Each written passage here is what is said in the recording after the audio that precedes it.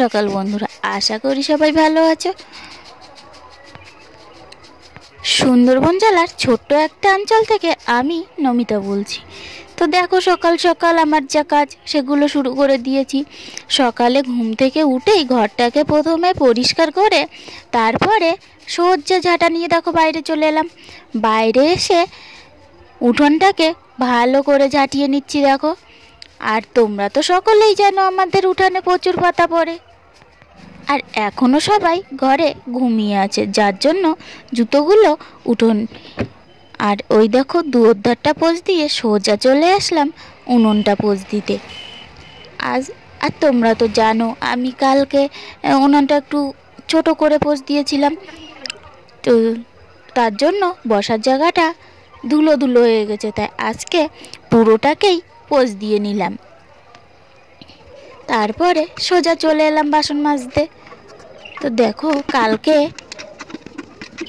পিঠে বানিয়েছিলাম, তার জন্য কালকে মকর সংক্রান্তি গেছে, যার জন্য পিঠে বানিয়েছিলাম, তো তার জন্য একটু বেশিই বাসন হয়েছে।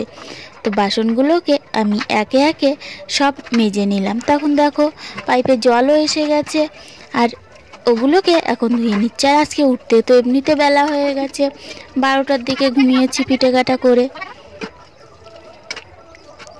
দেখো এখন আমি সবগুলোকে একে একে পরিষ্কার করে নিচ্ছি। আর এই কড়াইটা একটু লাস্টেই মাজছি, কারণ কড়াইটা কালি তো প্রচুর, যেহেতু কাঠের জাল, পাতার জালে তো আরও প্রচুর কালি হয়, তার জন্য ওগুলো বাসনে লেগে যাবে, তার জন্য ছেলে এসেছে ব্রাশ নিয়ে।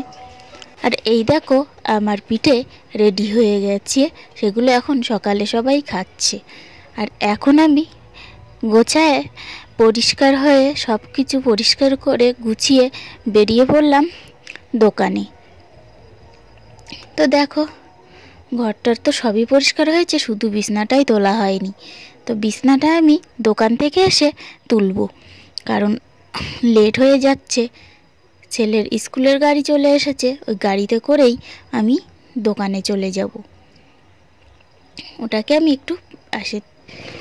আর এই যে দেখো মাঠে আজকে জল দিয়েছে, পাশে আরেকটা মাঠে আমাদের ধান লাগানোর জন্য বন্ধক নেওয়া হয়েছে সেই মাঠে। তো সেখানে ভাত নিয়ে গেছিলাম। আর এই দেখো আমি দোকান থেকে এখন বাড়ি চলে এসেছি। এসে দেখছো ফার্স্ট আমি ভাতটা বসিয়ে দিয়েছি, তারপরে পাতাগুলোকে এক জায়গায় করে নিচ্ছি, আজকে শুকিয়ে গেছে। তো এখন দেখি বাগান থেকে একটু ঘুরে আসি, দেখি কি রান্না করা যায়। এখন বাগানে যাব। দেখো তো দেখো আমি কি কি সবজি তুলেছি। এই যে ওলকপি, বিটকপি আর একটু পালং শাক। এই দেখো এখন বিটকপিটাকে কুচিয়ে আলু দিয়ে ভাজা করে নিয়েছি, আর ডাল দিয়ে এই বিভিন্ন রকমের সবজি দিয়ে আমি আজকে ডাল করব। আজকে নিরামিষ হবে। তো নিরামিষ আর হলো কোথায়, নিরামিষ তো রান্না হয়ে গেলেই তারপরে আরও 2 জন আত্মীয় এসছে, তো তার জন্য রান্নার পরেও আমি আবারও ডিম নিয়ে এসেছিলো, তাই রান্না করেছিলাম। তো দেখো এই যে আমি জিরে, লঙ্কা, তেজপাতা দিয়ে নেড়ে চেড়ে আমি ডালটাকে ঢেলে দিয়েছি। তো এই দেখো আমার ডালটা রেডি। আর রান্নার পরে আমি আবারও কড়াইটাকে ভালো করে পরিষ্কার করে নিচ্ছি। গরমে গরমে ডললে একটু ভালোই পরিষ্কার হয়ে যায়, তাড়াতাড়ি নোংরাটা উঠে যায়। আর ন্যাকড়াটাকেও ধুয়ে নিচ্ছি। তো দেখো দোকান থেকে এসে এই যে উঠানটা দেখে সেটাকেও পরিষ্কার করে নিলাম। এখন বিকাল হয়ে গেছে, খাওয়া দাওয়া কমপ্লিট হয়ে গেছে, জামা কাপড়গুলোকেও ভাঁজ করে নিচ্ছি। তারপরে ওই যে পাতাগুলো উঠানে, ওগুলোকে ঢেকে দিচ্ছি, কুয়াশা পড়বে। আর সোজা মুরগিকে খেতে দেবো বলে আটা আর গুঁড়ো একসাথে মাখিয়ে মুরগিকে দিয়ে আসছি। এখন দেখো সবশেষে আবার বিকালে দোকানে বেরিয়ে পড়েছি। রাত 9টা বেজে যাবে আসতে। দেখছো আমি এখন দোকানে যাচ্ছি।